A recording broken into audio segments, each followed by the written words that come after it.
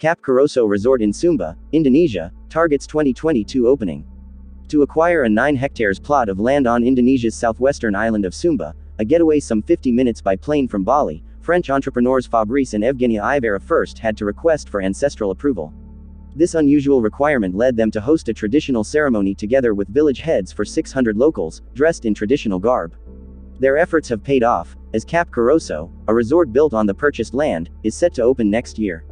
Once completed, the resort will comprise a 47-room hotel and 20 villas. Without direct flights to the island, Sumba has remained largely unknown to tourists, and has been spared the usual buzz its more famous neighbors, Bali and Lombok, typically drew before COVID-19 hit. Spanning over 11,000 square kilometers, Sumba is home to stretches of stunning white sand beaches and tribal villages. Although Wi-Fi is available on the island, the way of life for locals has largely been shielded from globalization. Megalithic tombs, for one, are still built to bury the dead, shares Eve, short for Evgenia. The tribes there live in traditional houses, huts with roofs of 25 meters tall, with animals roaming free on the road. When you drive, oftentimes you have to stop because, for example, the dogs lay on the road and they don't move as they don't yet understand that cars are a danger. It is really as if you are traveling in a country 1,000 years back in time, Eve recalls. People sport traditional wear, with men donning a machete at their waist, and women in their sarong. The couple first took a vacation in Sumba in 2017, and were awed by the natural surroundings and its unique Marapu culture, derived from an ancestral belief widely adopted by the Sumbanese. The natives comply with rituals and ceremonies, believing that the spirits of their ancestors will watch over them.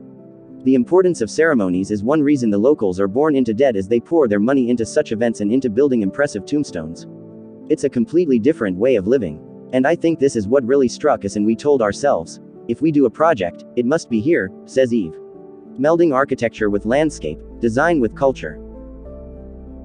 The Iveras engaged award-winning architect Gary Fell from Bali-based GFAB Architects to turn their vision to reality. Fell's approach for the project is to blend the buildings with the surrounding nature, accentuating the Sumbanese landscape with the geometric lines of the villas and hotel. Fell first traveled to Bali in 1996 to work on the Four Seasons Bali at Sian, and eventually set up his practice in 1999. The firm's past clients included a range of resorts, hotels and private residences, predominantly in Indonesia, Thailand and Vietnam. The villas at Cap Karoso encompass 4 2-bedroom duplex units, 6 2-bedroom villas, and 10 3-bedroom villas, built from 5 meters to 14 meters above sea level. Each villa enjoys a spacious terrace with a lounge area, open-air kitchen, and barbecue deck, where guests can soak in views of the sunset and enjoy the sea breeze. Eve, who comes from a background in product design for luxury group LVMH, is particular about aesthetic details. This is evident at Cap Karoso, where each bedroom showcases a Sumbanese ikat, a hand-woven textile widely seen in traditional ceremonies held on the island. Other decor include Indonesian marquetry, artisanal ceramics, and vintage statues sourced from Sumba and Timor, Indonesia. Teak wood and stone from Sumba are also used in the bathware, which is designed to look minimalist and sleek. Eve had in mind to bring something that is local, regional, sustainable and authentic to Cap Karoso. When you see artisanal objects in shops and malls, you are so completely distanced and isolated from the real processes and acts that produce them. And I wanted in our project to combine all these elements, and bring things to the roots, she says. I believe that in Asia, especially in Indonesia, there is amazing craftsmanship, and an amazing know-how for lots of different things, like carving, ceramics and weaving, says Eve.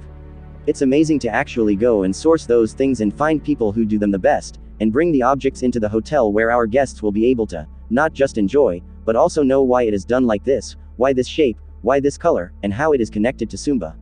Harvest from the farm, sustainable goals. Built with sustainability in mind, Cap Karoso will source most of its fresh produce for its restaurants from its own organic farm, which is a few kilometers away from the main guest residence.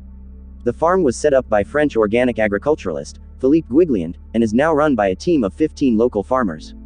Occupying 3 hectares of land, the farm will play a big role in reducing waste. In Sumba, there are a lot of things that you cannot buy, like salad and big tomatoes. So imagine if your salad flies every day from Bali by plane, because it is the only way. By ship, it will be too late. Imagine how much energy and plastic would be wasted, and carbon footprint generated, says Eve.